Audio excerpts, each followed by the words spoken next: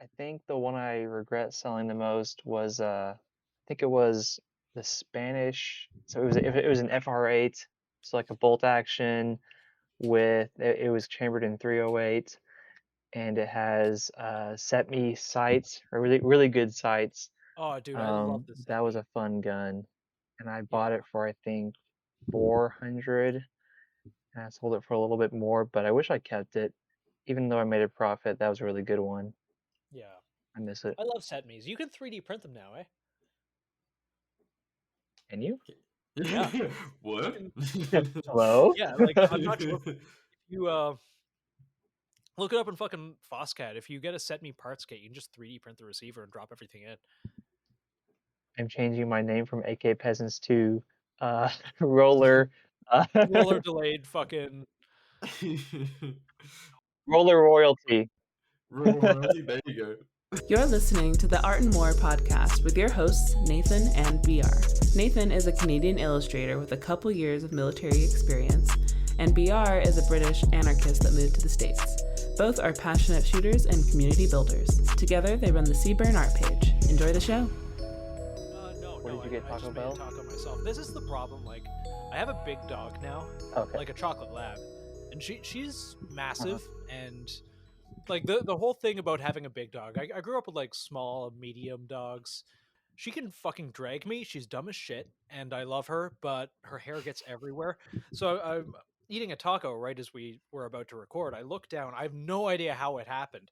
The fucking thing is covered in dog hair, and I think I may just like revert to my like Asian stereotype and fucking eat her. It's very possible. Well, you gotta say what you said the second guest joined the room. You're like, wow, I, my taco is covered in hair. It's like, ugh, that, I don't that even know how it happened. it's like that's just perfect right there. But anyway, I'm not gonna Yes. wait until the 10-minute mark to introduce our guest. So joining us today is the AK Peasant, or I guess is there a few of you? Yeah, so there are about like 10 of us that have access to the social media accounts and everything. There's like a group side where we all train together, and then there's like a business side where it has to be kind of just like one or two people that really like pack orders, ship them out and stuff to make sure we don't miss anything. But I kind of handle both those at the moment. Gotcha. Okay, so we're sitting down with one of many. It's like anonymous out here. Sully of AK Peasants. So thank you for joining us, man. Usually it's me on there, me on here. And I already said it earlier, but been listening to you guys for a little while, and Oh it's shit. really exciting to talk to you. Thanks, Sully. Kind of face to face, sort of say. I'm sorry I've never hopped on Minecraft with you. I don't even have Minecraft. I've never played That Minecraft. surprises me so much. Really? Me too. The first time I reached out, I was like, "Oh man, he's definitely about that." I, I have never owned or played Minecraft, but basically What? everyone does. Really? W What about Roblox? I never played that, but I have usually never it's one even or the other for seen most anyone people. playing Roblox. Never even seen No, me neither. me neither on that actually. But Yeah. that's like some broccoli hair shit. But Yeah. Minecraft, True. like that's been around for like a way more than a decade at this point, and you've never touched it. I've never touched it. I've never even maybe I've seen someone playing Minecraft in person, but I never got into Minecraft. I was always into like dark story based things to that I was only really into like single player games that make me feel something because it's the only way I really feel anything anymore. Okay, so I was big into BioWare, Knights of the Old Republic 1 and 2, Yes. Oh, Mass the old Yes. Effect BioWare trilogy. before they Yes, got I'm a really big gay fan. and retarded. Yeah, I'm not sure about Andromeda. What's your opinion on that? I love the I actually trilogy, but I bought Andromeda because it was on sale for like $11 and I simply have mhm, not played it. you I haven't want touched to it. because like Mass Effect has such a it's like core memory. Um Yes. See, I'm the reverse now. I've never played Mass Effect. Fuck you. No? But you have played are you I saying you have have played played Minecraft? Minecraft. Yep, Okay, yep. alright. Yeah. No, Alright, Bedrock and Java. I need games that make me feel like shit. Otherwise, I don't really. So you play through Bioshock and you just sacrifice like all of the little girls. Actually, no. I think I did try and save them, but Bioshock was Okay, a good. Thank God. like Cyberpunk, for instance. It's like the moral conundrums you get where you do the right thing and you just find out like that you got betrayed by everyone and the one person you saved is dead in an alley because of your decisions. I like that shit because I'm so like emotionally blown out on just all the media that exists these days. You usually do like an all renegade run, or do you sort of just mix it up as you go? I've Just kind of mix it up.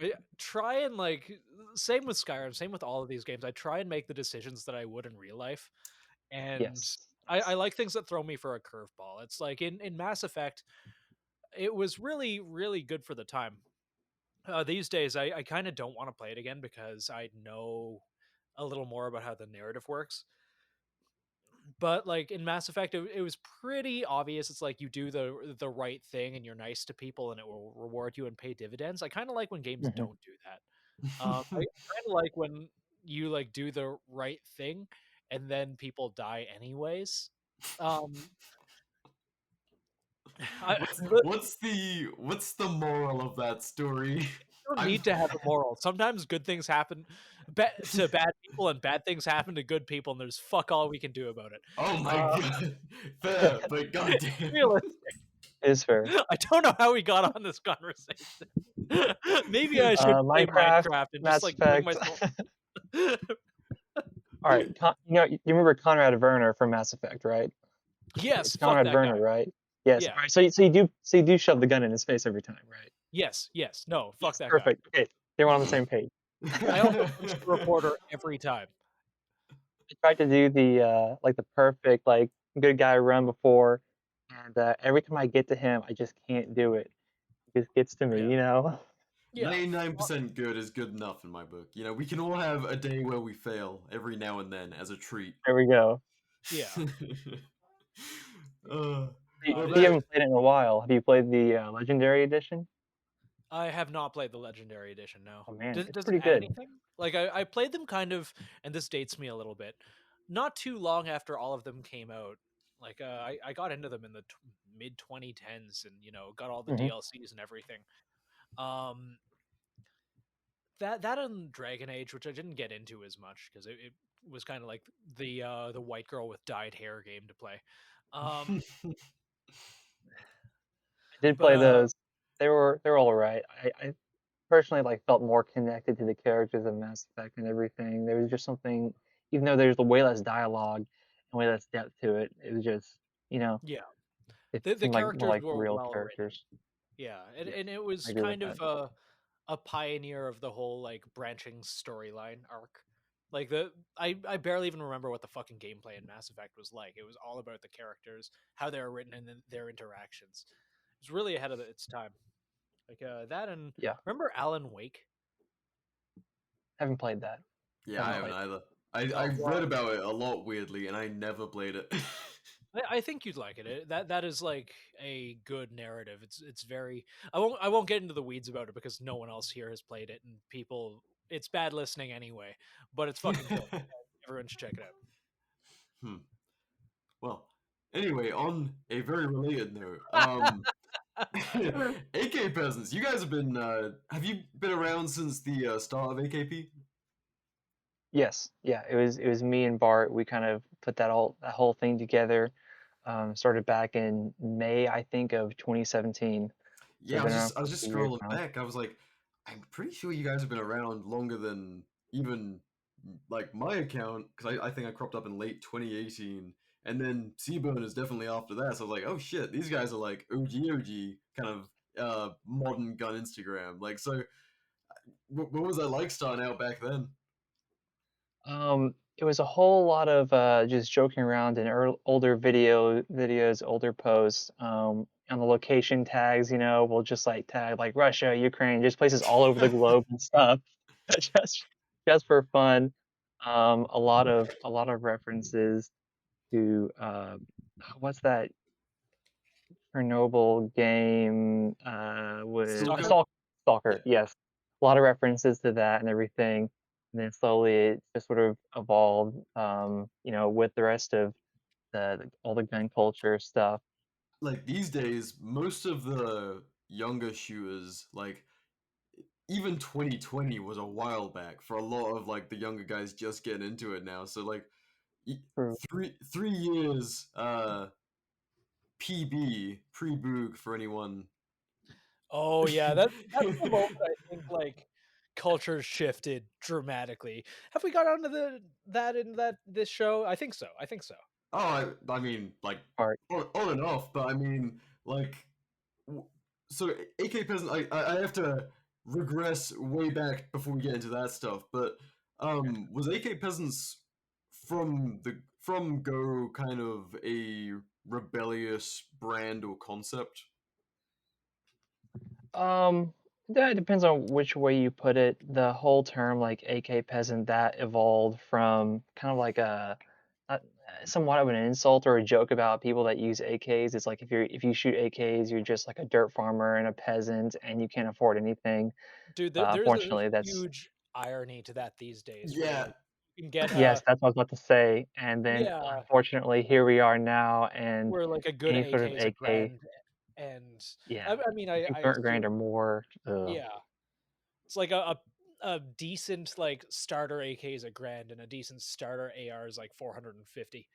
yes, yeah. times have changed. Surplus has dried up, and then of course this year and last year, all the ammo and it's been getting really bad. Things are kind of bleak in my opinion for a lot of AK users. I think it's like a viable option still. Like they can be quality guns, but there's really not a lot of practical reason if you have a limited budget to buy an AK over an AR. I mean Um, they're dope. although I don't think you should. I think you could have kind of both of them. Um, kind of just where it's at right now. Yeah, it's so weird because even like I got to the US like 5 years ago, and I remember seeing like $600 AKs, and it was like, yeah, cool. You know, Yeah. maybe I'll pick one up when I have some fun money kicking around. And now it's like, oh wow, man, you have an AK? That's Gucci as fuck. It could be like a Century Arms or a PSA, and people are like, oh wow, an AK, cool. Yeah. I I Yeah. do want one. I played with I've always wanted a Draco. I think yes, me too. like a Draco, a Tech 9. I want hood rat guns. I want something that I can point out the window of my Prius, and I'm not for legal reasons. I'm not going to finish this train of thought. The shorter the Draco, the better. You know, you can get a micro.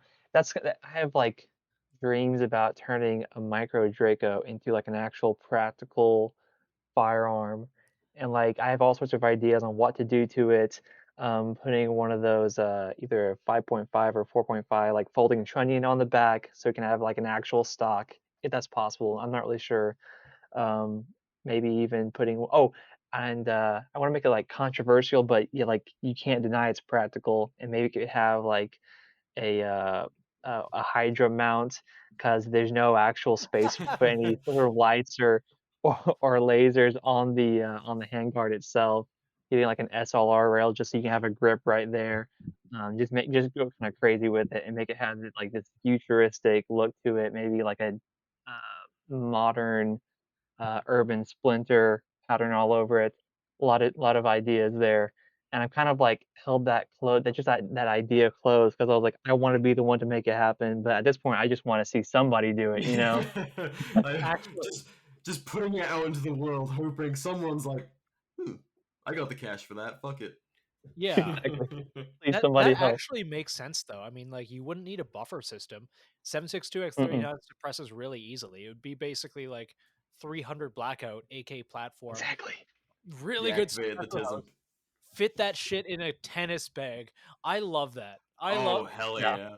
yeah. And Hornady like just came out with some like super heavy duty subs for 7.62 by 39 as well. And just like it could be just a killer gun, you know, pull that out of a gym bag or something, and even like or a truck gun, man, that'd be awesome. Be Dude, really we are cool. Future is hitting now, my old man. level of autism right now. I love that shit. I love that shit so much. Like covert deniable sort of like doesn't that tickles an itch for me that makes me really want to do this build.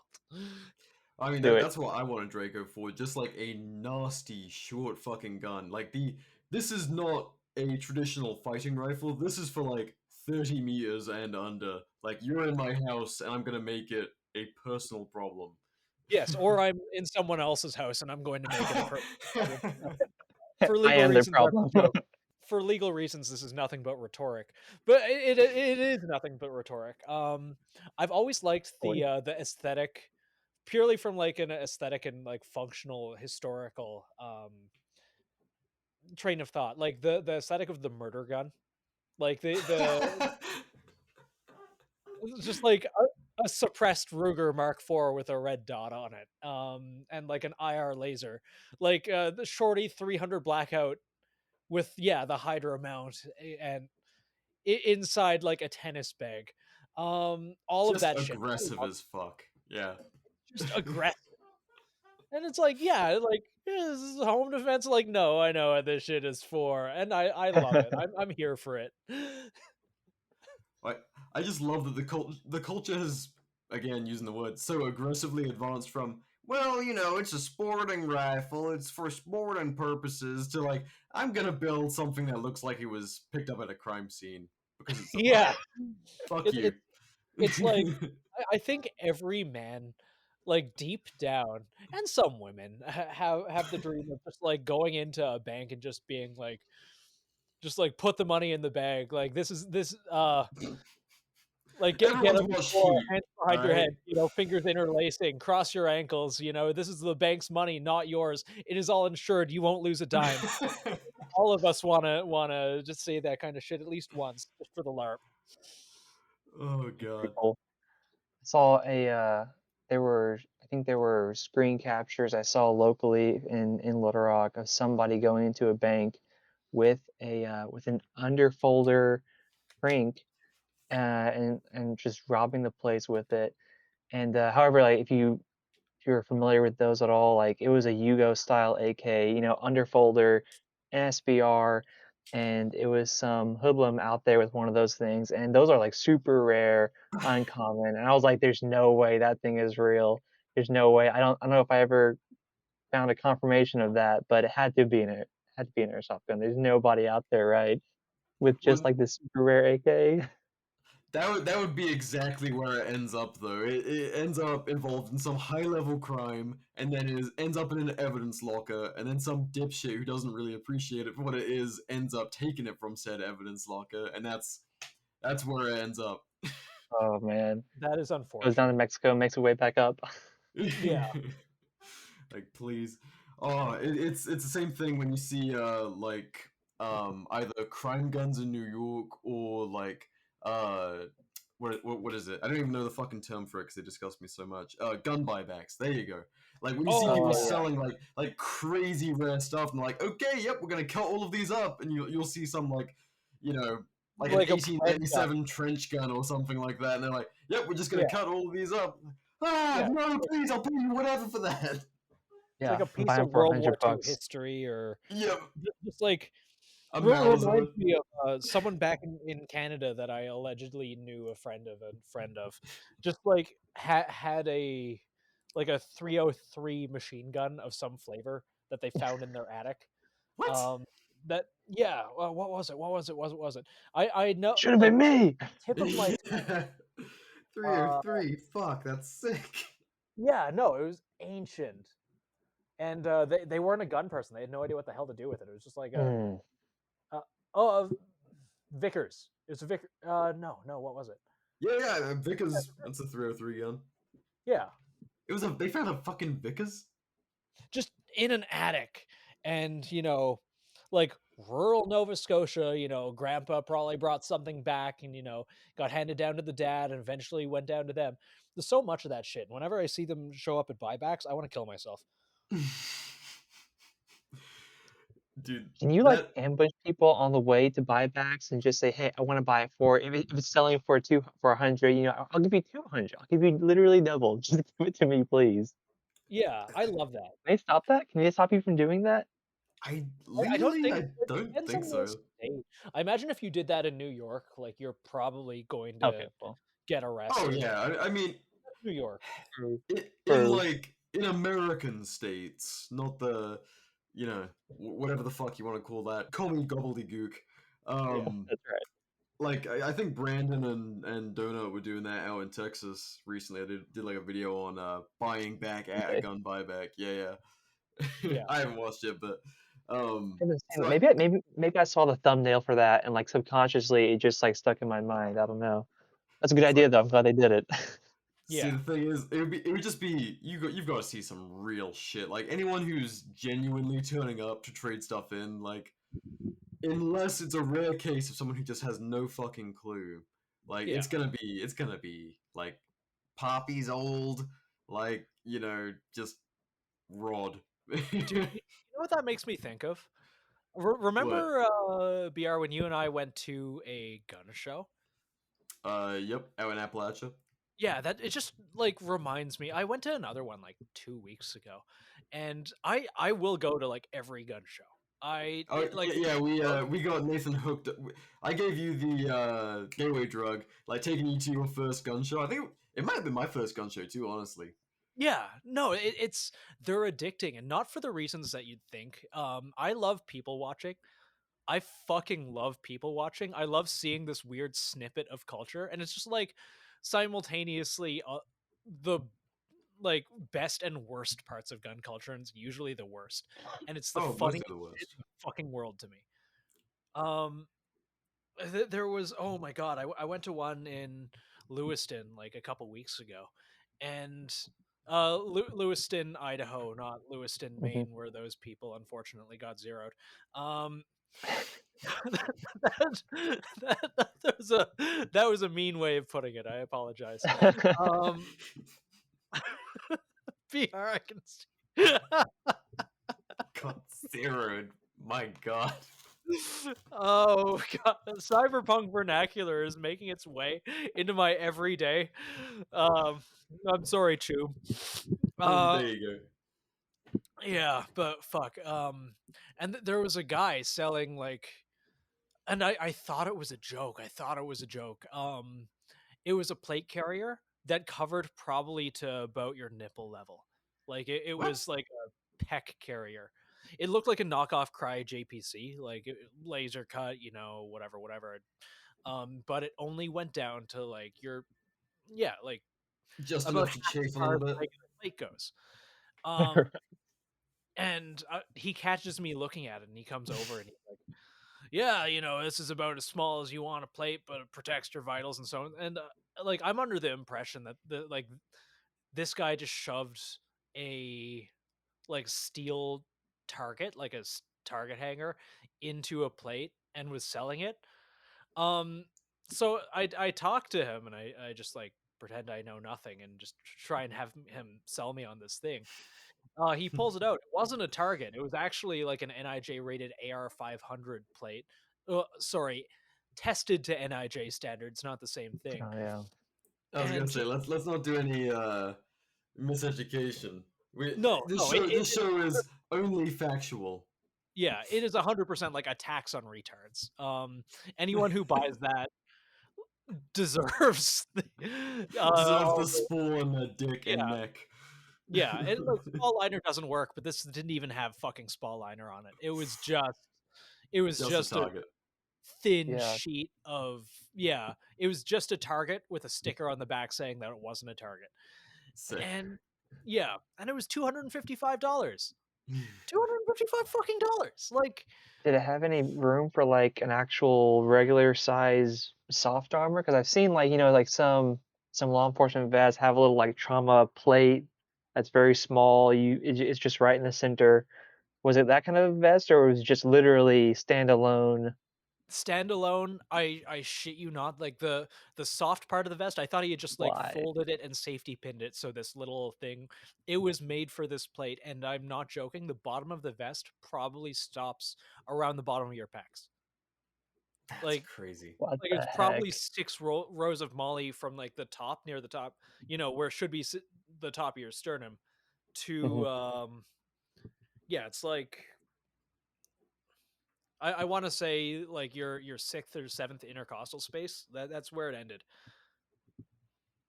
That's- Right. So if that's what you're saying, so whenever I haven't gone to too many gun shows recently because every time I go, if they have anything cool, it's super overpriced. Oh All Oh the yeah, yeah. surplus is dried up, yeah, and half the shows here at least, like a quarter of it is maybe guns, and then there's so much of it that's just like, oh, tasers. You just hear tasers all not tasers, stun yeah. guns in the Stun Stun guns, guns, background. And I it's like jerky. dry food, yeah, goods and stuff, yeah, duels, collectibles, like flea market stuff. Is that yeah. what it's like everywhere?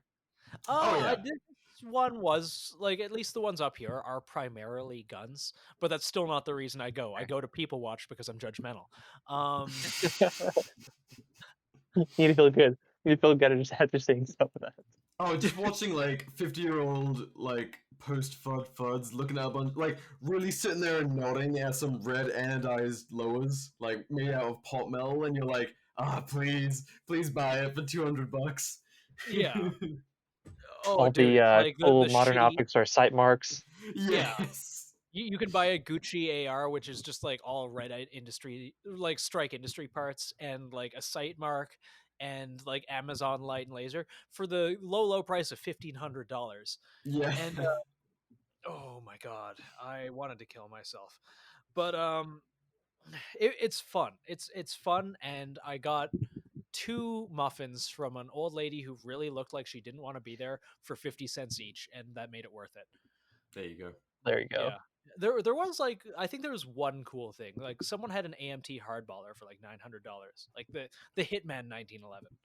And a Um Mm. what? you ever play Hitman back in the day? Oh, That no. surprises me. Just like Bald guy with the barcode. yeah, the bald guy Oh, barcode in the ball. back. Yeah, yeah. Okay, I know Yeah, what that yeah. is. He his signature gun was like a long slide 1911, like an AMT hardballer specifically, and someone was selling one for like $900, which is Ooh.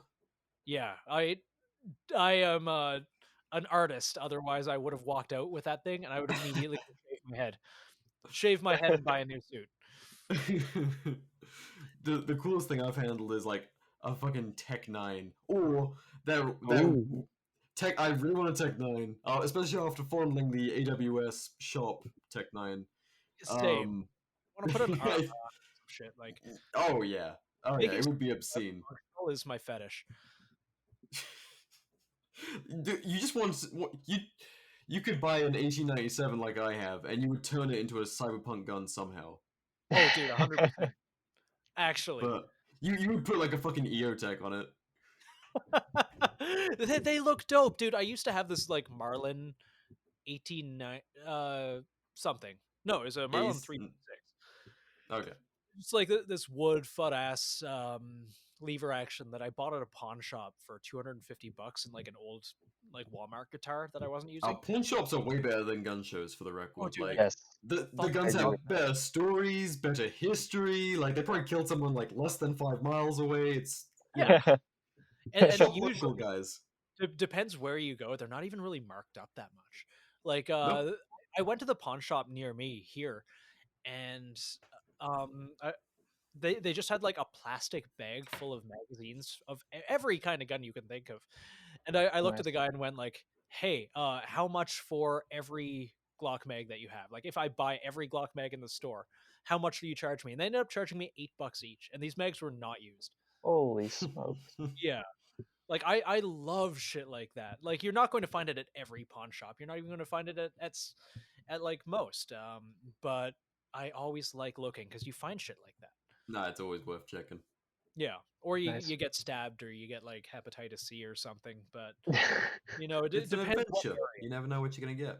Life's a Yeah, box of chocolates, man. yeah, Roll the dude. dice. I have no idea how we even got on this train. of thought. It's one of those episodes, man. Yeah, So I had talked about dog hair, and now we're talking about pawn shops. Oh, right. Cyberpunk. So yeah, I took this thing in my first goal, and like not to be the person who's like, oh, I did this before, it was cool, but like Midwest Industries handguard, like 3D printed some stupid accessories, like a little vortex, aim point knockoff red dot, an IR laser, and a God, I was it a Surefire, but like left the wood on it just because vibe, and it was fun. I really liked it. It was my little cyberpunk eater repeater, and I miss it. significantly. Nathan the Space Cowboy. Yes. Oh, what happened? Did you sell it? I sold it for like $1,700 or something, and I regret selling it. Yeah, after the big collapse of Big Marlin, Big Remington, it commanded a bit of a price, and I didn't really ever use it anymore because 3030 was fucking expensive at the time too. So yeah, I sold it for significantly more than I bought it for, but probably the amount that I put into it, and I regret it because of the smiles it gave me. See, I really don't think it's possible to sell a gun and not regret it. Yeah, especially one as fucking dope as that. Like clearly I wasn't the only person in the world that liked it because someone was willing to give me 1,700 dineros for it. But I think at least two people in the world liked it, and I was one of them. I Trying to think of all the guns I've sold. It hasn't been a ton. I think the one I regret selling the most was I think it was the Spanish. So it was an FR8, so like a bolt action with it was chambered in 308, and it has set me sights, or really good sights. Oh, dude, I love this That at was me. a fun gun, and I Yeah, bought it for I think 400, and I sold it for a little bit more, but I wish I kept it. Even though I made a profit, that was a really good one. yeah. I miss it. I love set me's. You can 3D print them now, eh? And you? Yeah, you what? can. Hello? Yeah, like I'm not joking. If you look it up in fucking Foscat. If you get a set me parts kit, you can just 3D print the receiver and drop everything in. I'm changing my name from AK Peasants to uh, Roller uh, Roller delayed fucking. Roller Royalty. Rural royalty. There you go. That's the backup account for you. Well, There we go. on the topic of that, why the adoration for the AK platform? Like, was Red Dawn on repeat in your household growing up, or like, why the AK? It was just like the first really cool gun that I got my hands on. Something about it. It was just a Wasserton. My dad got one back in, I don't know, almost 20 years ago for like 300, and that was such a cool gun. And he got a Bushmaster a couple years later. And it was all right, but there was just something about just like the sheet metal receiver and the wooden handguards and stuff. It was really cool. I loved it a whole bunch, and I took a bunch of classes with it because ammo was cheap. And then I just decided this is it right here. I finally got an AR too, but there's just something about the ruggedness and like durability, like just it's a cool gun, you know. It was really Yeah. cool, and all the ammo was cheap. Magazines were cheap. Um, simple as. Simple, simple as. Simple. Love me, AK. Love me, love me, wife. Simple as. Oh. Dude, I miss those days. Like obviously like I grew up in Canada. So we never really had the days of the cheap AK, but we had were the days of the cheap Mosin and the cheap SKS. So I Yeah. remember like going to my VZ58, local. right? Sorry? You had the VZ58, right? Yeah, we had the And VZ58. Type 84? Is that what it was? The quasi, like between an SKS looking AK thing, longer barrel, Norinco. Does that sound familiar? Type I gotta 81? look it up. The Maybe that's what it Norinco was, Type Type 81. 81 is kind of like an SKS AK hybrid. Yeah, those are super Yeah, common. that's what I've it had was. one in my life, and I uh, wish. they're dead reliable. Like everything Mhm. Norinco, like in terms of the rifles that they make for the military, and then kind of trickle down to the Canadian civilian market, were reliable, somewhat. They're Mhm. not made for creature comforts, but um, I remember my old Type 97 would eject brass into fucking orbit. That thing was. It actually looked like an AK inside, like long stroke gas piston, triangular bolt face. Like it was very. It was basically like the Chinese bullpup service rifle, the QBZ 95. Yeah, yeah. We're getting into some real autism here. No. I mean, it's something that like, Love to especially if hear it. you're like, yeah, if you're an AK appreciator or like, sort of com block appreciator, Canadians, you're closer than most. You get like an odd unique firearm experience having access to all of this like Weird. actual commie shit. Yeah. Uh, but like AKs were banned by name, but instead we were able to, like, you go to your local Canadian Tire, which is just a hardware store, and they sold SKSs fresh out of the crate for 179 Canadian dollars, which was like 120 bucks these days, 130. Same with Mosins, like they were always on sale for $99. Do you know Canadian, why you guys have so much of that shit? we didn't have a, you guys, Clinton era, I want to say, got the, I say you guys, I guess I'm one of you guys now, kind of. America had that import ban on Comstock rifles, so you stopped being able to get, Norenko, and like Yeah. the SKSs in the country are the ones that are already here. The Norenkos that are already in the country are the ones that were already here, whereas Canada still gets shipments. That being Hmm. said, I think the global supply is still dwindling. So even in Canada, it's like you're paying $500 for an SKS on a good day, but that's still Hmm. 500 Canadian, which is like $20 in real money. You say real money referring to the US dollar, which is also funny. Yes. Okay, realer money. If you say so. Slightly more tangible. Not really, but we assign a higher value to it. So, Sully, like, how did you get into shooting originally? You said your dad was an AK guy, which is a step up above what me and Nathan started with.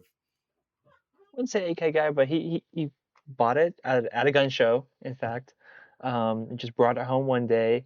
He'd never expressed interest in like them before, and he opened up that box, and I was like, "That thing is amazing." And then back in like 20, I don't know, 2010, I think it was. I always enjoyed shooting, but I went after like some shotgun shooting and different shooting merit badges and Boy Scouts, and started taking some pistol classes when a local handgun range opened up, and then I just started looking from there for rifle classes locally, and there were some basic carbine courses. Took those. That was a whole lot of fun, and I just took that gun with me every chance I got. Buy a 1,000 rounds for 180 bucks or something, and just blast. Man, you are like you are both educating and upsetting so many of the younger guys listening to this. Like, what Oh the yeah. fuck? 1,000 rounds for 180 bucks in the before four times. Before four Yeah, times, when you could buy just crates and crates of 7.62. They'd split a barrel of like rifle ammunition between three friends, and it wouldn't be like a major investment.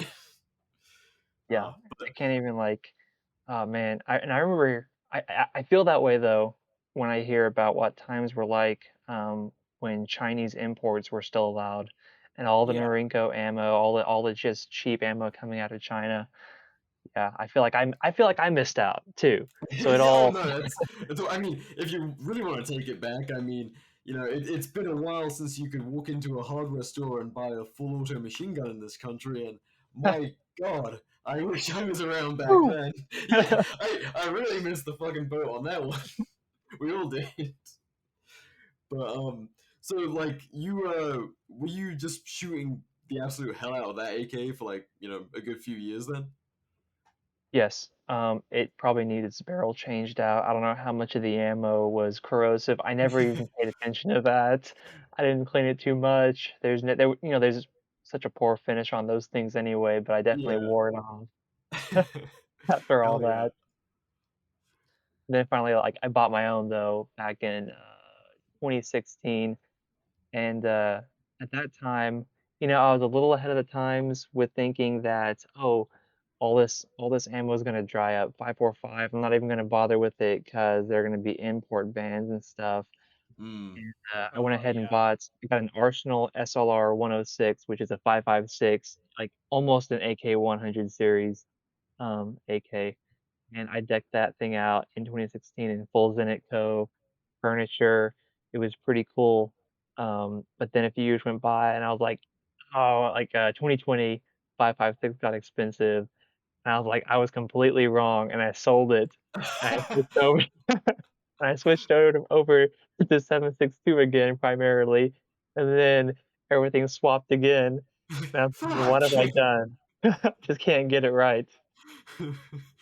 That's prepping in with that mindset. Like, it doesn't matter seemingly what you do. Like, there will Just be get both. some other there'll be some other roadblock or some other issue that crops up. It's outpacing that stuff. You just have to diversify amongst your friends and hope someone got it right. Yeah. You just need to follow your rule and don't sell guns. That's what I need to Yes, do. yes. I am doing my damnedest. I mean, like, I picked up a new Radian lower off a buddy, and the second he sold it to me, he Good. was like, "Ah, man, I kind of wish I still had that." I'm like, "Yeah, I I bet. I I am never going to sell this." So, Yeah. like, I will have strict rules in my will, whether it's legal or not, for my grandchildren to keep their hands on I, this. So.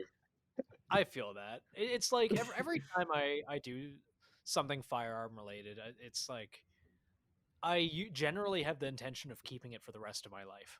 Not generally like something fun. I mean, like I don't judge people that do. It's just like it's money out of the cool stuff I want to have for the rest of my life budget. I then proceed to do basically everything that I can to destroy the value and resale possibility. Just like shitty rattle can, soldering iron, fucking stipple jobs, just make it as ugly as possible. And part of that's too, it's like, hey, I can never sell this. I can never sell this. No one will want this piece of shit. It's mine and I love it. Spray Dude, paint every gun. Everything. I do have to shamefully admit, I have not yet rattle canned my new lower. Like, my upper, my whole rifle was previously rattle canned, and then I got the new lower, and it was like brand new, and I'm like, oh, it's Radiant. I will rattle can this, but first I want to like beat the finish off, Well, which like, takes some doing. It's nice. yeah, Kudos to them, but I'm starting to see a little bit of metal, few scratches, and I'm like, okay, it's coming. We can rattle can it now. well, you never Things want to come. sell it anyway, so what's the point in not rattle Nah, canning it? nah, you're right. You're right. Yeah. I was being bougie, for just a brief second. Burn the ships. No, you gotta do it. BR here with a quick word from our newest sponsor of the show that made our first video podcast possible, the great people over at Attorneys for Freedom.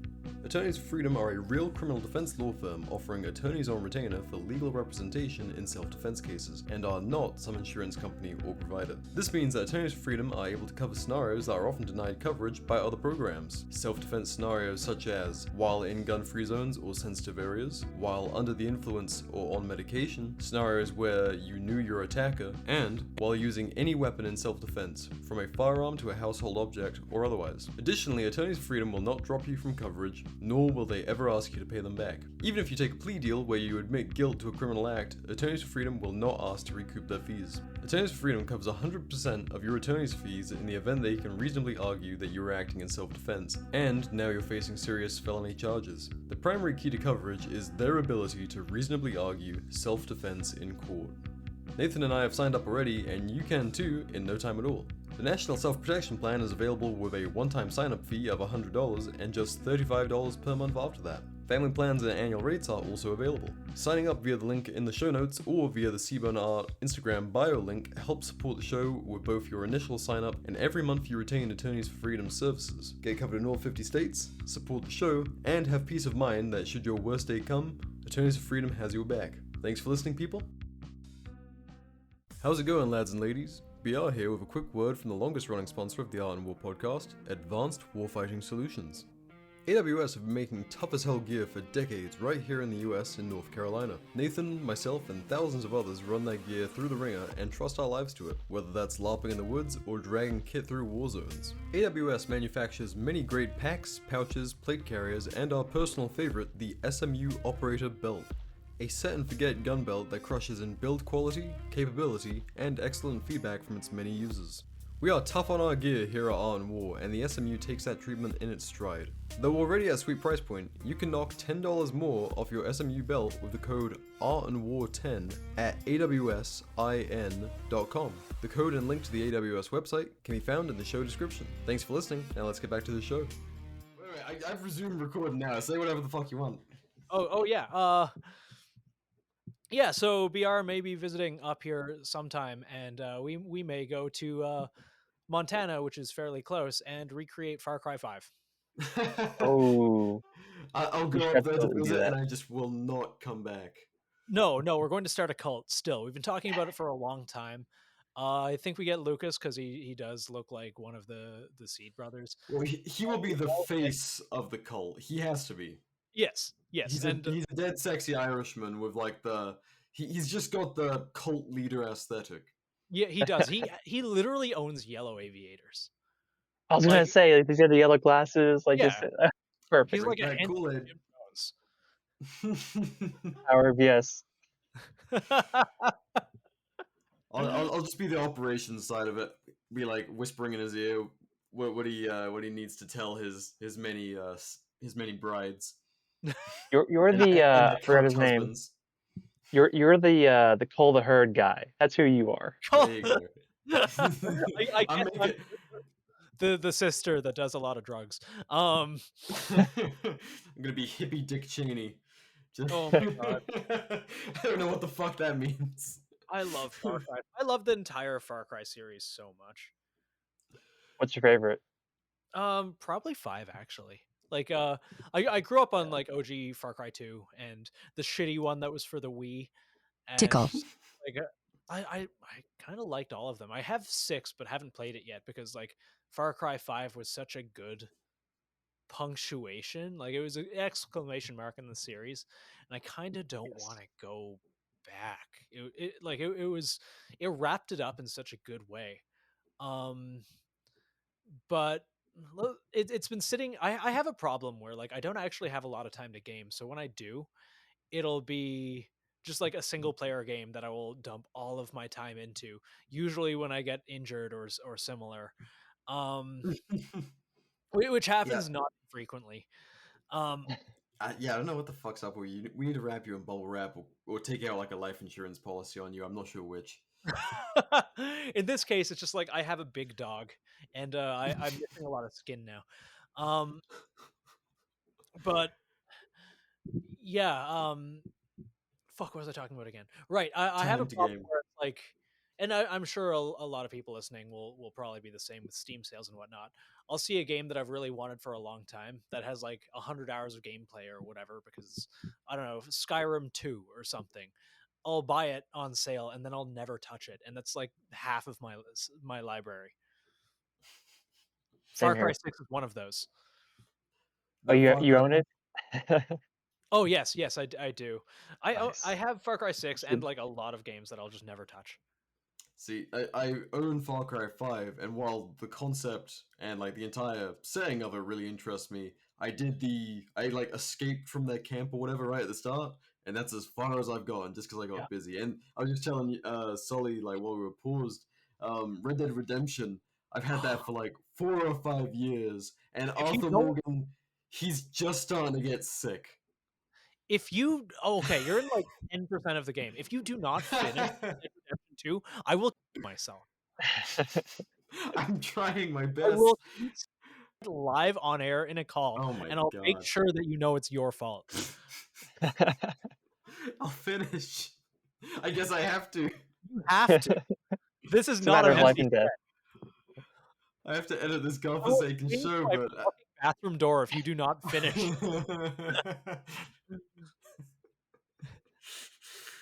Oh, it is such a good game. I'm going up. I believe you. If you want someone to do something you want, immediately threaten suicide.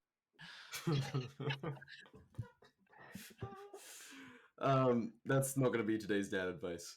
It might be. Oh, fuck, he's just going to repeat it now. God damn it. Nathan, you there?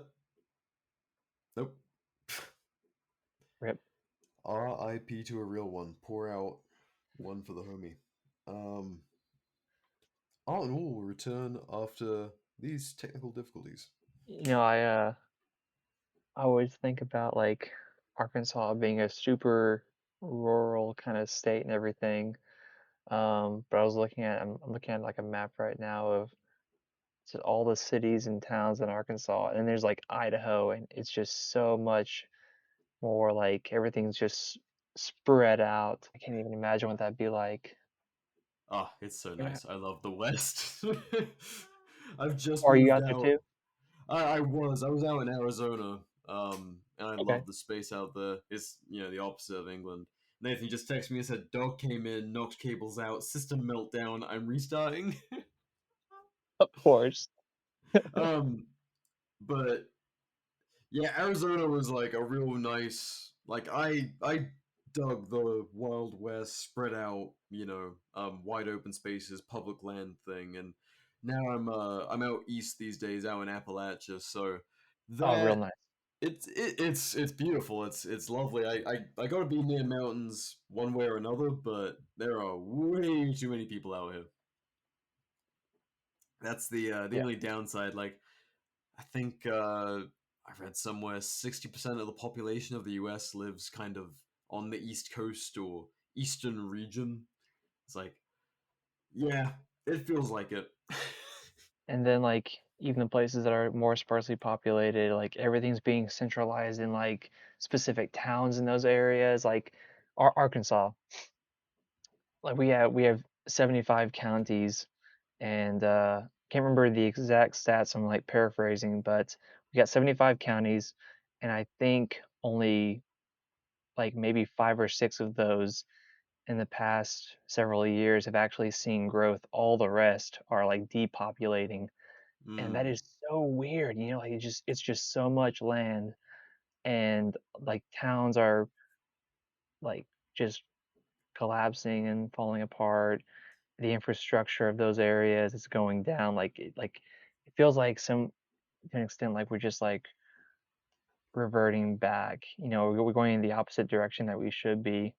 But then I'm thinking like like who's buying the land and the lots and stuff that like when people move away, and I guess they're yeah, moving to like bigger cities. Like who's buying all these lots and town land dude, and fucking stuff big, like big companies like BlackRock.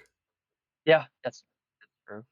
Like But it's fucked still because the weird. properties are still, yeah, they're still owned, but they're not owned by people even living there. So they're just becoming like corporate ghost towns, while all of the people moving away, probably the kids of uh of the people who lived there previously, are like, oh well, I want to go and do something, you know, like that requires being in a city. I made the same mistake in England. I used to be a country boy, and then never lived in a big city, never lived in a town, always lived in small villages.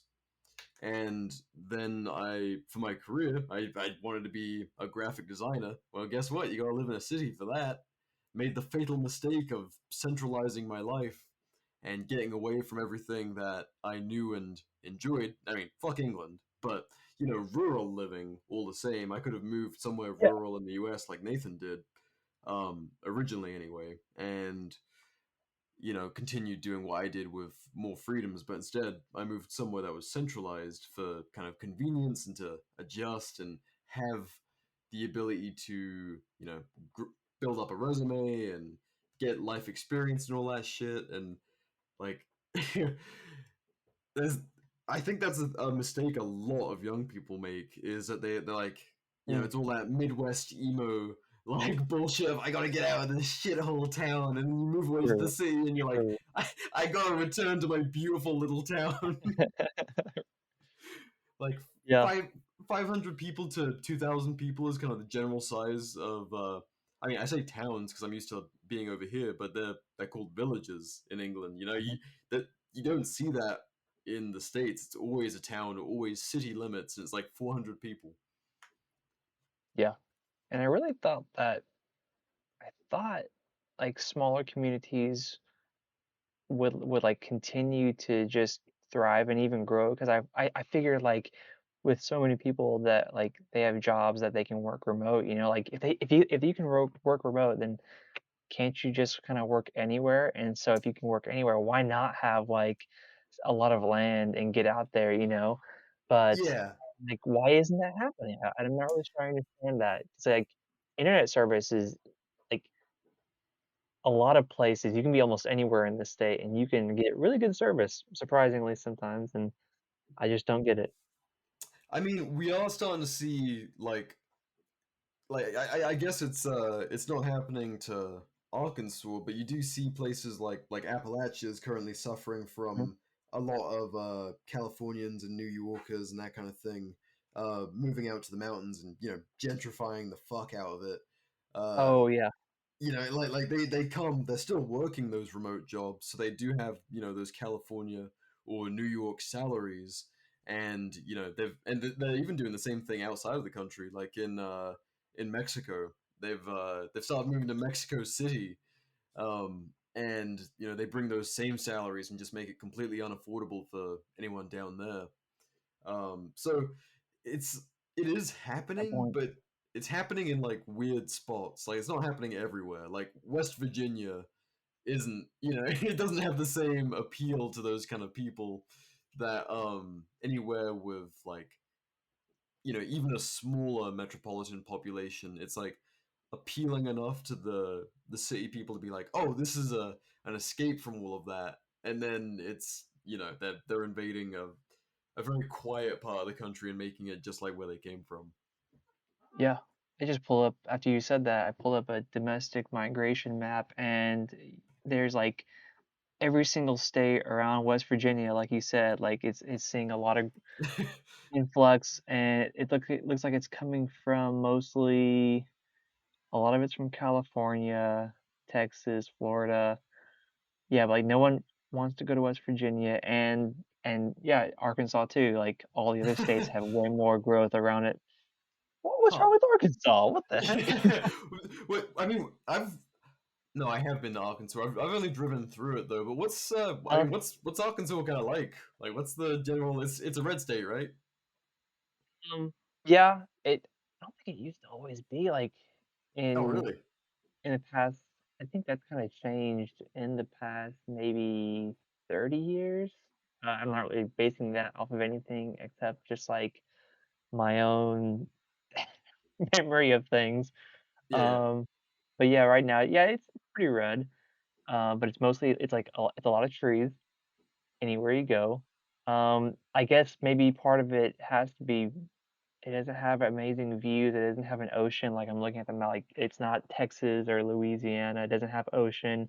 Doesn't have cool mountains like Washington. Um, there's a lot of state parks, but I'm not sure how many people are interested in all those from out of state. Um, I don't get it. Uh, I grew up here though, so I mean, I like it. I'm here. No, I mean that's kind of a really nice thing to have, is to love your home. Like I do in a way, like where I come from, East Anglia, Hmm. out in England, like it's beautiful, it's quiet, it's quaint. Like there's churches made of flint and ancient ruins from like the 1100s and stuff, like monk monasteries and stuff. But and then ancient Roman ruins and stuff like that. But at the same time, it's a very flat part of the country, and mountains have always cooled to me. And on top of that, it's Europe. It's fucking England. So the lifestyle, unless you're living a very very spicy lifestyle, is not going to be anything like you would experience, stateside. And I mean, same thing for Nathan. Although I mean, where he Nova Scotia in Canada is a little bit more beautiful than and Oh yeah, um, a little bit more capability for adventure out there than where I come from, and I just need wilderness, like, and sure, sure. England does not have that. Like camping, you're going to like basically prepared mowed lawn is where Brits go camping, unless it's like a really rural campsite, and you just don't get the same kind of you can't just go up a fucking mountain on like public land like you can in the States. But Yeah. Do you live out just out in the middle of nowhere right now, or you're like in one of those towns and stuff, and you just like want to be able to like easily accessible uh I, land? I'm That's kinda what I'm you're on going the for? I'm on the outskirts of a much smaller town than I used to be Uh-huh. in Arizona out here, but this is kind of like a stepping stone to finally getting to that homestead, setup kind of thing that I've been pursuing the last Yeah. few years. So it's attainable. I'm currently, like I'll go and help out friends who have homesteads and spend time on theirs and kind of see what they're doing with their property out here and get an idea of what's up. Is Nathan back? How far is the closest Taco Bell? Actually, surprisingly, it's exactly 6 minutes away. It's weird that I Oh, know that. really? Okay. What Yeah. the heck? Dude, It's I new. have been in the country 5 years, and I've been visiting the U.S. a lot longer than that, and I still to this day have never had Taco Bell aside from the alcoholic slushies on the Vegas Strip. Dude, what? I Alcoholic How have you slushies? Well, dude, consider this. I moved to Arizona. Why the fuck would I get fake Mexican food? Okay. All I right. I That's guess fine. I don't know. It's like Come on I'm in now. rural Idaho, so the Hispanic population of this town is like 2, and I know both of them. The only Mexican is a snow Mexican, and that is you. Oh god. No, my gym buddy is actually Mexican. We're just horrifically racist to each other all of the time, and I love it. But he's like the third Hispanic person that I've ever actually talked to any degree. So you thought you were just making conversation. He's like, "This is a racist motherfucker. I'm gonna get back at him." And now that's just kind of your thing. I don't. Good for him. Every time that I drive him to the gym, I've started putting on cholo music. The higher the sock, the downer the foo. Dude, cholos are a whole fucking vibe. I feel like I don't know the conversation that I missed. I feel like it is more serious than what I'm We, talking about. we But yeah, went from cholos. like Yeah. population migration to yeah cholo culture, which Yeah, well I've got like my best mate back in England. He is of like German and something descent. We have no fucking clue who his dad is, so fuck knows. But he is brown, and like of no one knows, including him, what fucking race he actually is. So like he was visiting me out in Arizona, and people would just start speaking Spanish to him, and he's like, sorry, I don't speak any Mexican." It's like I don't speak your bean language. yeah, I speak this bean language, not your bean language. I'm sorry, I don't speak taco. It's like, how do we get into Hispanic racism? What are we doing? Taco Bell. Man, you bring up Taco Bell, and everything goes downhill from there. Funnily enough, conversation just goes to shit when you bring up Mexican food. Oh, God, I'm just I we now have I'm doing one. dad jokes. I'm We just have like one feeling Taco hungry, and I was Bell, thinking one about Taco Bell and KFC. then migration. Yeah. Yeah, we were talking about white population, like Californians and New Yorkers before. Moved on to some hick. Your bean language. Some what? Bean to I bean don't language. speak your bean language. No, see, that is one thing. Like everyone jokes about me loving beans. I'm like, yeah, I fucking do. Just not how my people prepare them. Like, take me for some like pinto beans made up at a like by a Mexican woman. Like, absolutely, all fucking day. Let's go. Oh, dude, Uh, refried beans. I only learned about them from that. What's his name? Tim Yeehaw McGraw. He has a song about them. Yeah, they slap. dude, fucking eating like a cowboy. Like, not great if you have a woman, but otherwise, like a move. Dude, 2 lanes of freedom. Yep. Trucker music. I love America. I can't get over how much I love America. Well, that's what we were actually touching on that. Yeah, that's what we were getting into prior to Nathan's fucking Idaho. Like, Starlink is on the other side of the planet right now, so Nathan has no internet. Yeah. But we were getting into kind of the difference between coming from a place like Arkansas that you can kind of call home. Like, Sully, you were saying that you love it there, right? Yeah, I was out of state for a short while. Like during my early childhood, we were out in Denver, Colorado, and then we were out in Las Vegas for a little while. We made just a big circle all the way back here. So I can still call myself like an Arkansas native. Lived most of my Yeah. life here, and I traveled here and there. But it's just a good state, and to an extent, I do like that it is kind of forgotten by a lot of people. You know. Yeah, that's kind.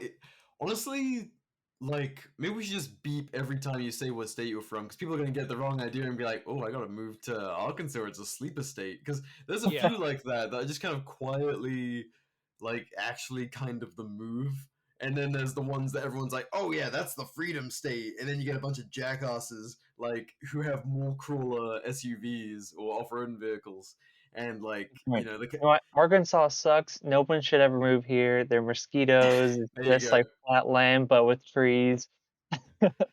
And your governor at the minute is Trump's like lazy-eyed former press secretary, right? That's right. Miss Yeah. Miss And Huckabee Sanders. yeah, and she's pulling some moves that at first like I thought were cool. Like she I think she made it where like there's some company that's technically it's like owned or is bought out by a Chinese firm, Syngenta, and she was like, "Oh, like this Chinese company can't own all this land here," and on the surface, like that sounded kind of cool at first, but then I was like looking into it, and all like that only actually affects like Arkansas farmers that have work with that company. And their local places they have, they have a bunch of employees here in Arkansas, and it's only affecting them, and they're gonna lose their jobs now. But it sounds really good in the newspaper. Yeah, no, because that's all I'd heard about it was the headline that oh, they're banning overseas, fucking the CCP buying up American land. Tickle. Yeah, fuck authoritarians of any flavor, absolutely, fuck that. And Tickle. then that's the deeper prospect of it. Fuck. Tickled. Yeah, that's what I've been hearing about recently. Like people are gonna be Tickled. like losing their jobs now. I'm like, that doesn't sound as cool now. Yeah. There's always a Ta- flip side to all of it, it seems. Yeah, it takes the win out of it. It Like- really depresses me seeing like who are the biggest landowners and what exact land that they own. Freaks the shit out of me. Oh, Well, we were just talking about like BlackRock and all that kind of like as younger people are moving out of their hometowns and just kind of there's not that demand. Big investors like that. I mean, since we became homeowners, the amount of fucking mail we get about every fucking bank in the country sending us letters about acquiring our property. Oh well, we can buy it up off you tomorrow. It's like it's so fucking creepy how that's just like a factor now. Like they will buy up every single affordable family home and turn it into like a $500,000 property and completely unaffordable to the regular people in this country. It's fucking weird. okay. But So that made me what? look it up, like top landowners in Arkansas, and of course it has number one as the federal government. The next one down, the second is Weyerhaeuser, which it's like they do a lot of paper and just they have sawmills and stuff. It looks like, so it's just a bunch of land with trees. It sounds I like mean number that three. There we that go. makes Bill Gates. sense. Bill Gates. Oh fuck. I That Oh my one's the creepy rabbit one. That's such a rabbit hole. Well, I'll just You hate- cut that one off at the head and say we should just Bill Gates. I also agree. We should Bill Gates. I think that Bill Gates should be murdered. I feel like he should Oh my be gosh. by a man with a gun. In no uncertain Or terms, editing Bill Gates needs to. Have fun editing this video. Yeah, well, I started it. It's fine. You know what? There's Also, gonna be the so many entire like board of tickle and BlackRock. bleeps and I think what was that? everyone at BlackRock should be Tickled. And after we, put them against a wall and tickle, them with a firing squad, so the tickling, is just kind of to send a message. Already tickled, have fun editing this. Oh my god, The that's like playback's gonna be like, 16. he's gonna be like, everyone should be tickled, like just like a high voice tickled. And a firing squad should do the tickling. Oh, dude. So Everyone should and this inspect is the kind of walls.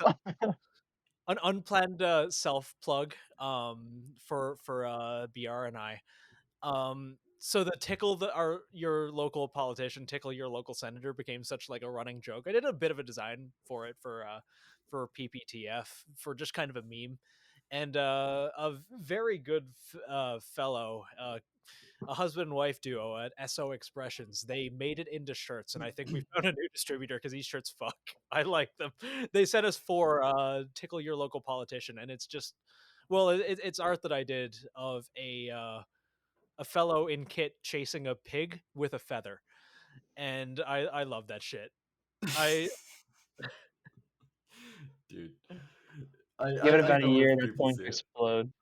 That's gonna it explode so much. You're gonna see like on the like list of thousands of ADL like hate speech kind of like examples. oh Hate 100%. groups have been using the term tickle to cover up their true intentions. What this word actually means. Oh my god. Ah, we keep it fun. We We took what it's was that like, one? Oh, when they turned CNN into the new term for the boog. You remember yeah. that? The Yeah, I CNN remember. boys, like, it was like 2021 or something. After it had become like a stupid Vice thing, and it was like, oh, the Boog Boys are gonna like commit hate crimes across the country, blah blah blah. Then people started changing it to CNN Boys. CNN boys. Oh my god. Dude, 2020 was such a fucking time. Like 2019, 2020. It's weird that I look back on those days and I miss them. I do. It was like you never knew what was gonna happen. Like nowadays, it's just like, hey, X terrible thing is happening right now. Yeah. You should be scared of this. Back then, it was kind of like, we don't know what's gonna happen. At least Like, it was funnier. It was yeah. it was definitely True. funnier. What was the 2020? Wasn't that the year they drone struck the Iranian general, Salamani or whatever? Yeah, I think so. Like it was just kind of fun. Like every month there was like a new disaster. It was like, ooh, that one's gonna be World War III for sure. Like, no way we don't escalate like all the way with that one. And it's like, oh no, natural disaster now. And it was just like, boom, boom, boom. I'm like nowadays it's just every time something crazy happens, it's kind of a meme now. We've been if we hadn't already been desensitized to absolute awful extents by like Live Leak and stuff for our entire young adulthood.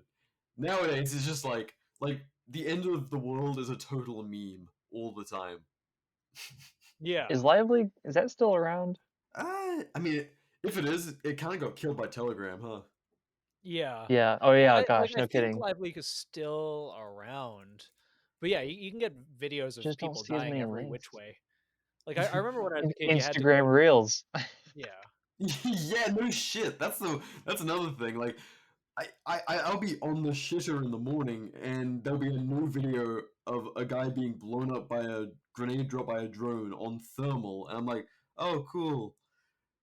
People fucking dying. I just wanted to look at some cool guns, but no, Instagram decided to recommend this to me. I'm like, sick. When I run onto the interstate and they just go flying. Like, oh Yeah, wow. I fucking always. Dead. The comments on those are always like, "You think he's all right?" And, someone will be like, "Oh yeah, he escaped with a minor injury." And you see the car just like hit the ground, tumble like 12 times. You're like, "No, dude, Oh, that he'll guy's be fucking dead." Yeah. I'm so glad the feed cut out right before something terrible could have happened. Yeah, that was close. Oh fuck! Absolutely poisoned.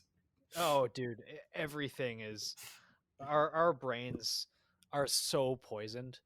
God, I Like, remember before the internet, like, and I've complained about this before. Everything in the show I've complained about before. old man Nathan. Old man Nathan. I remember I had to walk both ways uphill to get to school. Um, uh, God, before the internet got really gay and centralized and corporate, uh, like where you had to go to sites to get your weird content, like E-Bombs World. You fucking remember E-Bombs World? Newgrounds? No, I'm The not that old. I haven't heard any of I'm those.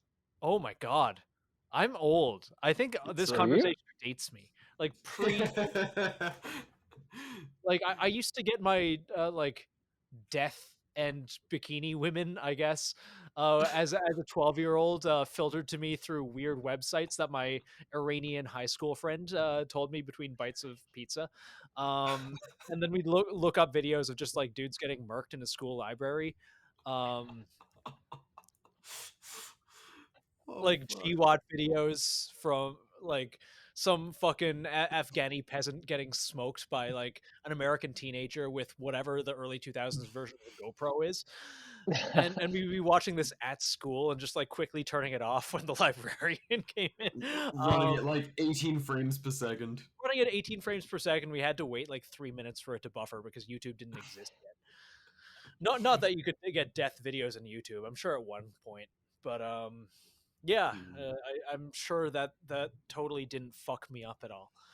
Well, it's weird because like our parents' generations and even our grandparents' generations, like even though we think back to some people will have like much more conservative traditional grandparents, but a lot of us, like your grandparents might have grown up in the 60s or some shit. And then your parents in, maybe somewhere between the 70s and 90s probably depending on who's listening. But like there's been a really rapid degeneration of kind of values and shit over the last couple generations to the point where all of us, because of that degradation, because we had no control over this, we were fucking children when this stuff was being syndicated online, like actual murder videos and like the most horrific porn known to mind, like shit. They say like a psyop super weapon aimed at your brain when your brain was developing, you know? Like, Nathan, I don't know what the fuck's going on with you right now. You getting molested by a dog? His dog is back trying to rip the wires out. Did you put peanut butter on your dick right as I'm trying to talk about, like, moral decay? I will be very disappointed. No comment. Okay. People, get out. In that case, I will neither confirm nor deny that has ever happened on the show before. Oh, there it is. Okay. Yes. Okay. Nathan's just trying to get the dog to circumcise him. Jesus Christ, what the hell am I talking about? Terrible. What the fuck? No, I was trying to make a point about moral degeneracy, and then I just went Moral like degeneracy, really. yes. I just went to that. Yeah, a dog biting your foreskin off. We're now going to try and marry those two moments together. I hate it. I hate that was really bad phrasing. Anyway, what I was trying to get at was like we had no control over what we were exposed to growing up, but our parents like they kind of built the culture, or not our parents specifically, but our parents and their parents, and prior to that, everything had shifted to a point where those things being readily accessible and syndicated were like kind of on those generations. And now I think that's why there's been such a backlash is we're a very self-aware few generations because we have a world of knowledge in our pocket, and we can see that that's probably not great. Like everyone tells us like we're the most depressed generations and we have all these fucking problems, and they've thrown just boxes and boxes of pills at us, and we're like, yeah, what the fuck have we inherited? And it's kind of had this clap back effect where we're like, yeah, we don't want to carry this down to like an even further level of rot. Like we want to do something different. And it's kind of interesting how that is from the top down. Like you see it manifesting in all sorts of ways. A lot of the time not the best way, with kind of moral superiority and cancel culture and all that kind of shit. But like I think people who think on a more individual level kind of take like gun owners and stuff like that, people who are more who want to be left alone. They've realized they need to be the ones to make the change. I don't know how the fuck we got into this. We were talking about like Taco I Bell, and I we have ended up on no. We were talking about Taco Bell and how and and racism. now And I'm how on a Taco Bell is just soapbox. like You're okay. That is literally this show. This happens probably like 3 times an episode. One of us will do this. No, it's something that just keeps on coming up as like I am a pretty open-minded person, but like personally, just my personal life, I live a little bit more conservatively, a little not traditional. I'm not religious or anything, but I'm a little bit more, old school in a lot of ways. And then I just see I'm like, I'm getting towards the age where I'm going to be thinking about starting a family soon, and I'm like, mhm. God, what do I need to do different to not be exposed the same way we were, and to not like have kids have to relearn the world the same way probably most of us have. Kind of like Yeah. you were raised with like just ready access to fucked up stuff, and you're like, that was not good for me, and I had to realize that instead of just know that. You, Yeah. you guys know what Well, I'm saying? like Yeah, no matter I what, agree with that. yeah, kids are going to get their hands on stuff, and that it fucking sucks. It does. Oh, Like absolutely. like I was helicopter parented growing up. I was like What's that mean? one uh like I haven't heard that the, one. your parent is always like over your shoulder, Oh, like okay, okay. they're a helicopter. Like both my parents were career, so they weren't home a ton, but like we had one computer in the kitchen, wasn't really free reign on the internet, but like I still got my hands on all sorts of stuff that I shouldn't have. And I think it's important to teach your kids how to discern right from wrong and like Oh, basic absolutely. Yeah. morality. So when they do come across these things, it's not shocking to them and they can navigate it. It's not just like, oh, this is taboo and it's wrong just because it's wrong. Therefore, like when they do eventually get their hands on it, and God knows, like this happened to me when I was a kid, suddenly it's like this cool taboo that you're suddenly fascinated in because you're not allowed to. Thankfully for me, I think part of that was guns. I was not allowed I grew up in a very anti-gun household, and fucking look at me now. Yeah. Well, dude, it's why I always say prohibitions don't work. So exactly like what you're saying, like it's weird to marry the one idea of like I would really prefer my kids to not, you know, to not get their hands on this, and obviously, like, duh. But at the same time, I'm shouting from the fucking rooftops and waving my black flag, going, prohibitions do not work. They never Yeah. work. Blah blah blah. It's like, Well, I think it's important to like be able to discern morality without being like, oh well, I want like other men with guns to enforce this oh yeah, morality. Like I want dudes to like kick open someone's door because that like they believe a certain way. Like no, like I'm not going to send other dudes to do my dirty work. I'm going to kick their door open myself. oh my god. That is a joke. That is a joke. Um, that's very much so a joke. Um, He is not kidding. Um, I'm, no, it's shock humor Come, is Michael also a Micro Draco. like this is why I wanted this. no. It's like getting other men to do stuff for me. That's gay. You heard it here first, kids. Government is gay. Inherently. You're asking other dudes to do stuff for you. Ew. Later, you're asking other dudes to do stuff for you so you can go fuck them later. No. I have no idea how we got in this train of thought, but Moral decay due to Taco Bell. Taco Bell. Taco Bell. The core of the conversation. Here's something I actually wanted to get into. It's something that we've discussed a little bit before, but I saw you guys posted it on your page. Was kind of the just never-ending circle jerk of one-upping people, based on what kind of training they're doing. Like whether it's getting out and doing bushcraft Yeah. and kit, or like flat range stuff, or working out, or doing regular prepping. There's always someone going, oh, that's fucking stupid to train. Why are you doing this? Look at him doing that. And it's like, oh, it's so exhausting. But like, you guys must get it extra running AKs in the United States, surely. Like, do people give you kind of extra shit for training with that stuff, or?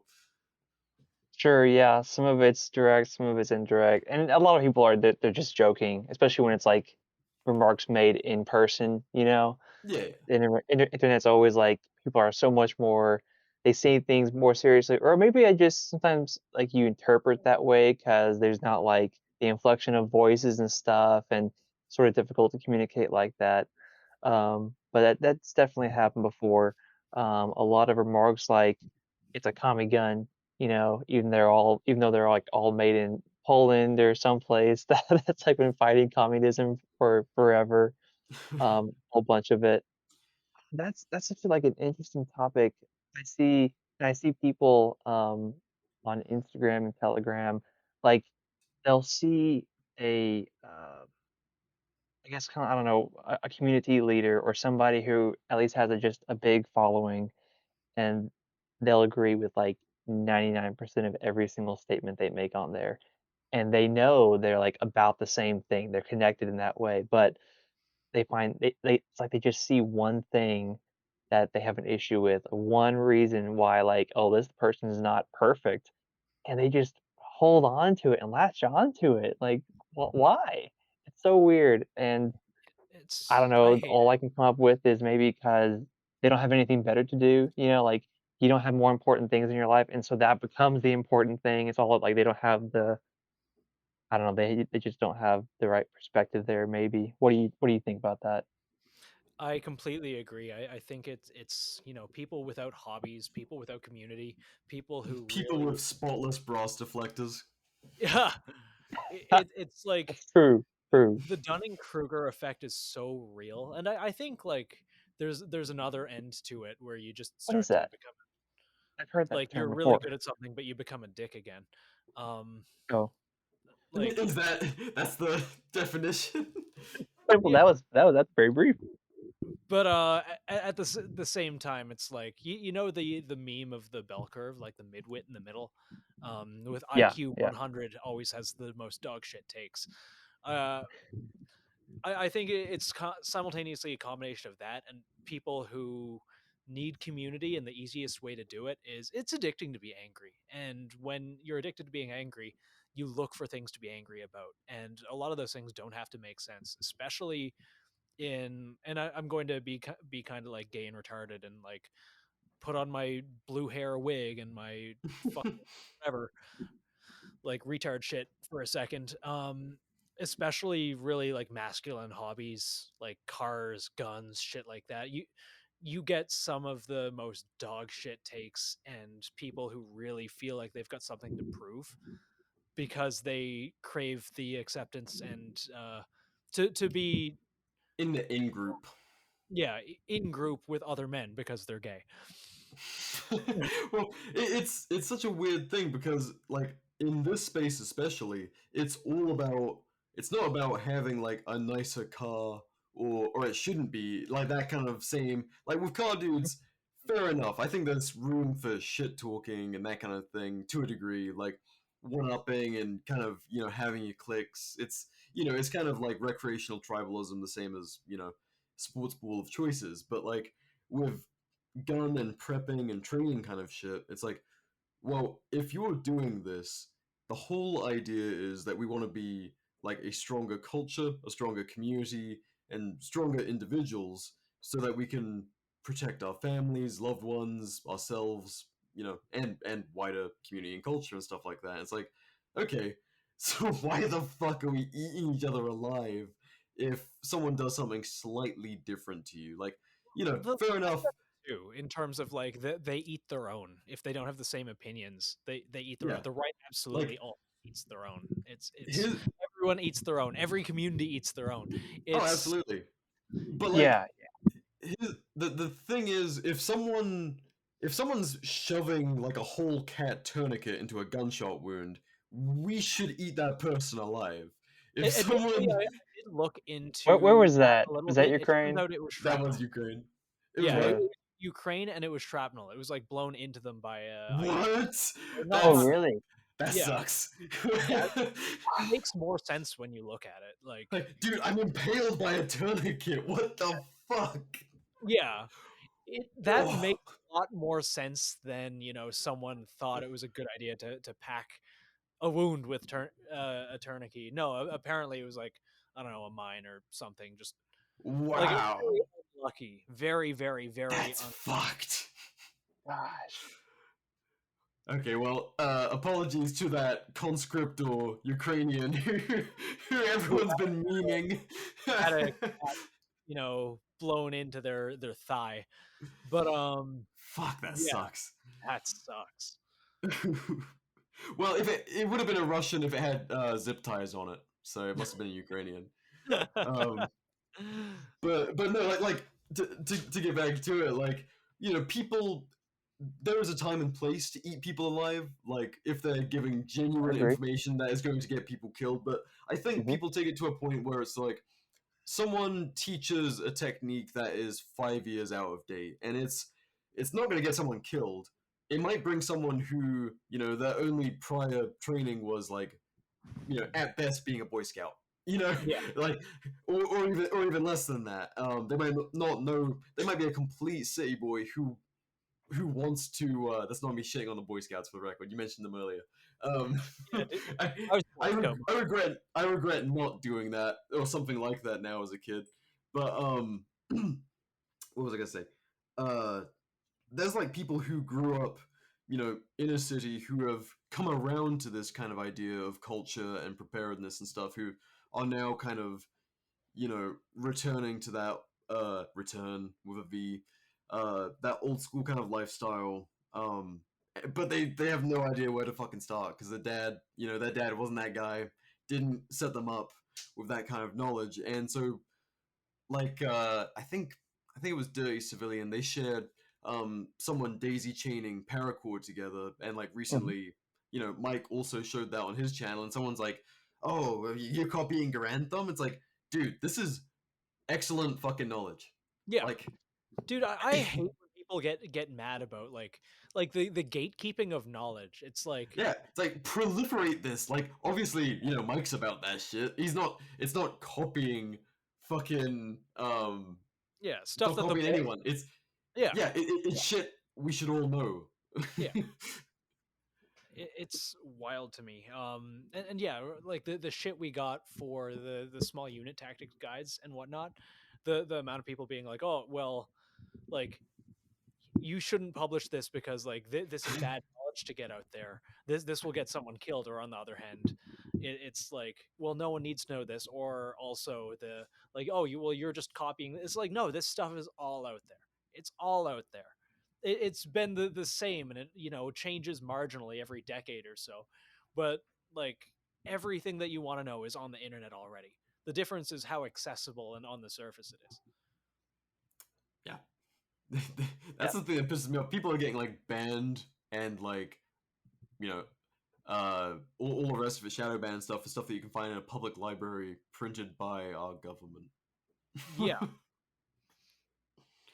But Yeah, the cat's out of the bag. And Yeah, cat's out of the bag. The internet has made that very much the case, and I love that. We've had a couple guests on here that are really into the whole like do-it-yourself firearm world, and it is really interesting to see that expand into like drones, thermal, night vision.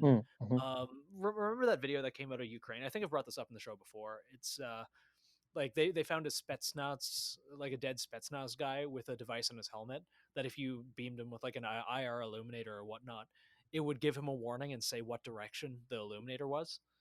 I Like haven't seen that. oh, dude, yeah, What the look it up. heck? It's neat tech. But Foscad, basically like one of the larger communities of people who just like do DIY, like the decentralization of like weapon technology.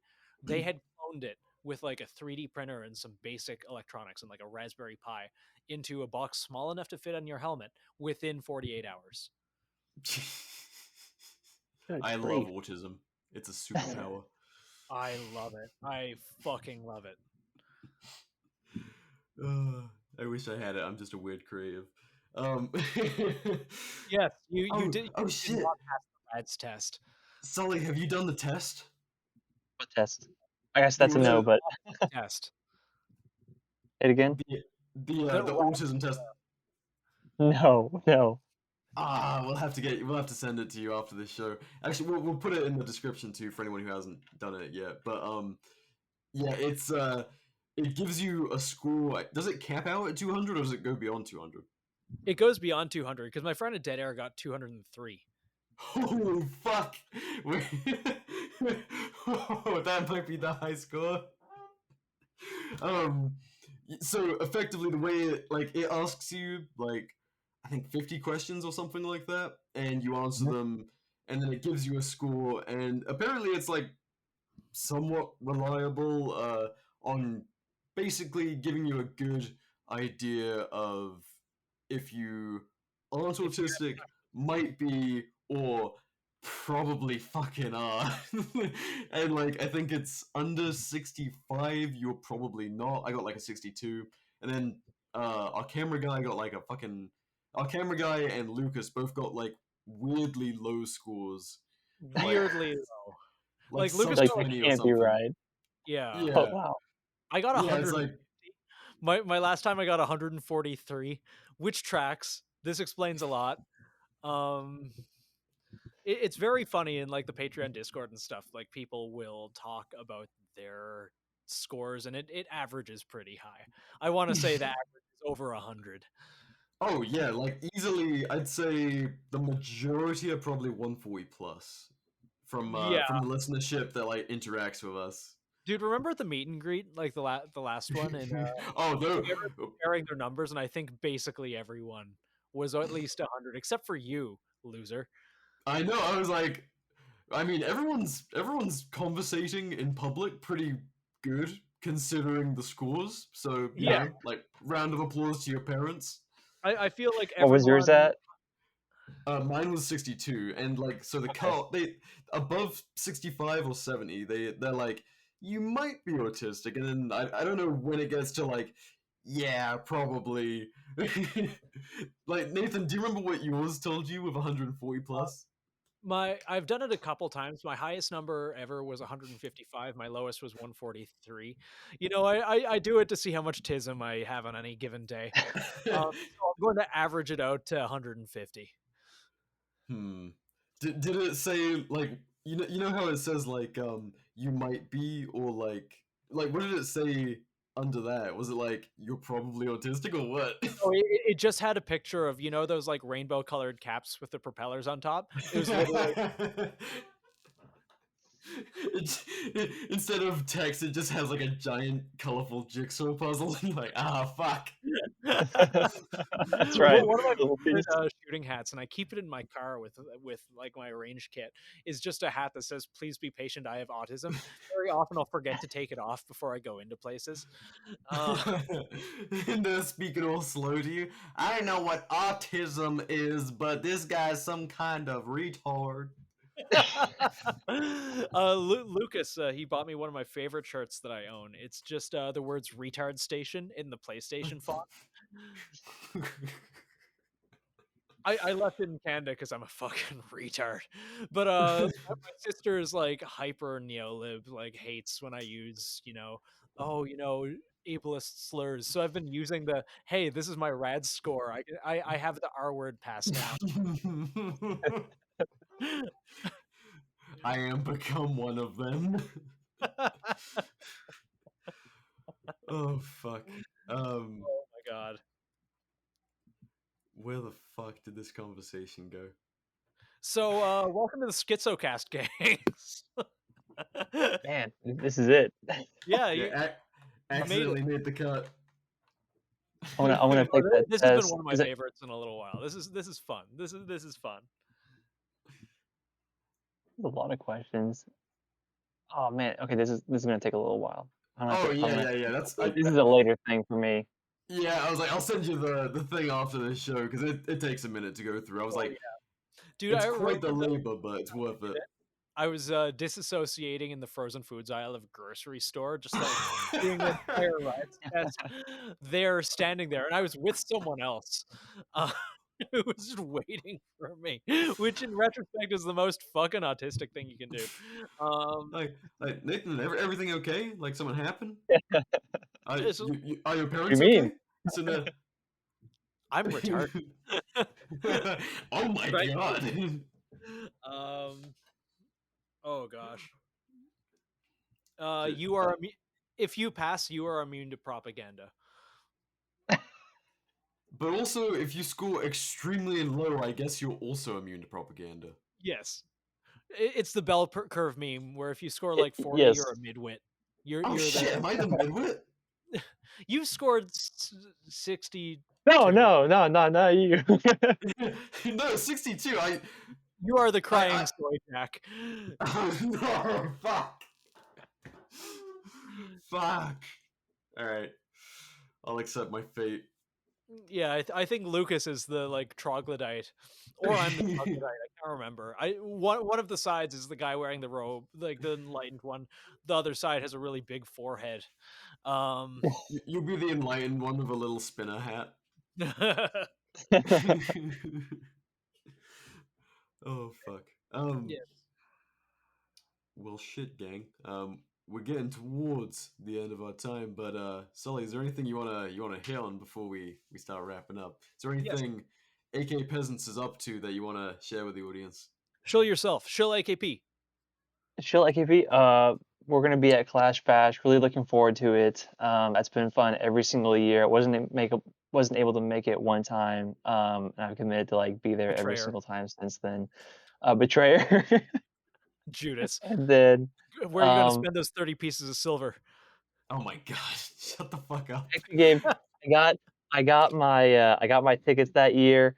But then apparently there's a lot of demand for tickets, and so I actually gave my ticket to one of the other AKP guys so they can make it. And so next time they can plan ahead and they can get them pre-ordered. And it's definitely going to be a big turnout this time. First year it was like two of us, then it was three. I think this year we've got seven of us going, so we're gonna have a lot of fun. Trying to make sure we all have like nice professional matching uniforms and everything. Hell yeah. really just really just push that. It's all about the propaganda there. Oh, dude. That's gonna be a If whole you lot of all fun. show up in like matching FSB outfits, I will shit my pants. Okay, this fair. About that, I'm thinking Ranger Green and Desert Tiger Stripe. It seems Nice. that pattern's in these days. That's Fuck yeah. badass. That'll be it. Drippy as fuck. So like what actually before we start heading out, like what actually is Kalash Bash? Is it like a multi-day like camp out and shoot kind of deal or Yeah, it's out of all the AK shooting events, it's definitely one of the more like festival kinds.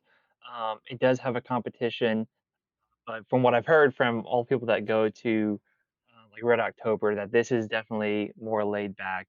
mm, They have a whole bunch of stands where people bring full autos, they can shoot those. I've been wanting to shoot a PKM like every single year, but it's either broken or one year they don't have it, Aw, or another year like you got to bring your own ammo, and nobody was selling 54R that time. fuck. And I'm like, oh, just come on, please, one time. But it's definitely a whole lot of fun. And it's just a huge networking opportunity, getting to meet people that like you actually you see faces and usernames on Instagram, but getting to meet them in person, it's really fun. So that's this is the one out in Texas, right?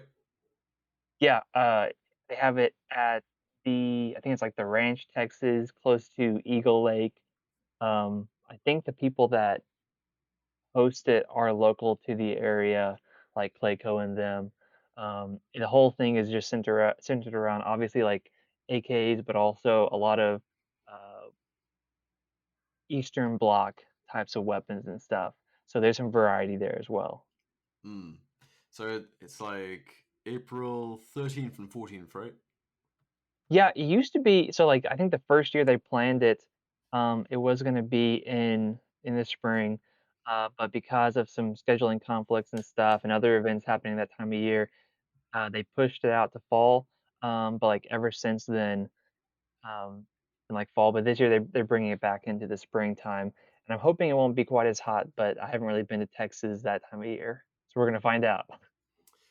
Yeah, I mean, well, for anyone who's in the area for Peeps. We've talked about that with Paige on the show before.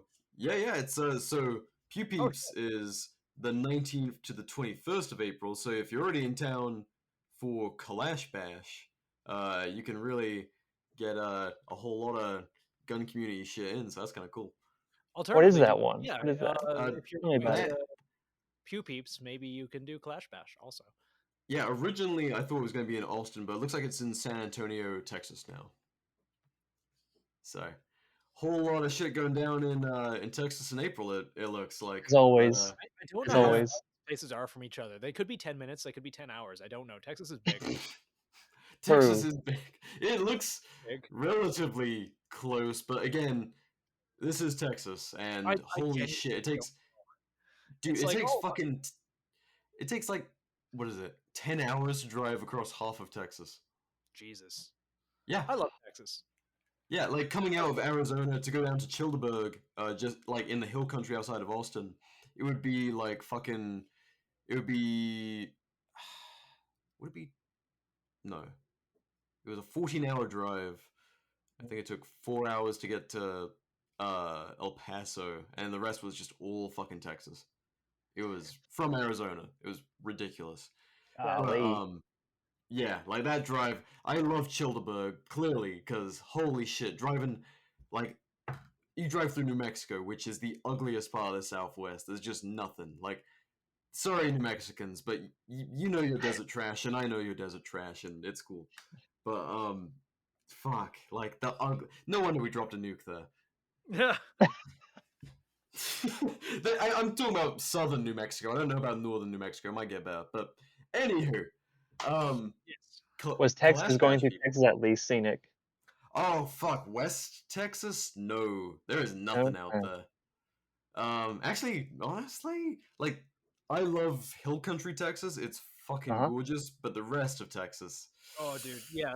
Where Childerberg was hill country, and it was fucking beautiful. That being said, Lone Star ticks are in Texas, and they scare the fuck out of me. I do not like those. They can make it so you're allergic to meat. What? Oh gosh. Yeah, that's the whole their whole thing. Lone Star ticks can carry alpha gal disease, and that makes you allergic Jesus. to, I think specifically red meat or all meat. I don't know, but Oh, it's red I meat. We read got those in about. Arkansas too. Yeah, I hate that. Oh I man. hate that. I just hate We didn't ticks. even get to go into like do you think that all that's like was put into the into nature by people, and was that intentional, and with It was Lyme Klaus disease and all Schwab. that? It was fucking Klaus Schwab of the WEF, and we need to Tickle. him too.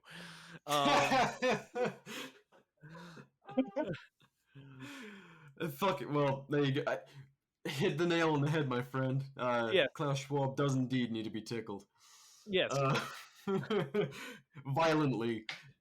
Violently tickled until he laughs very hard. Well, Before we shit. wrap up, do you have any dad advice for us? And advice.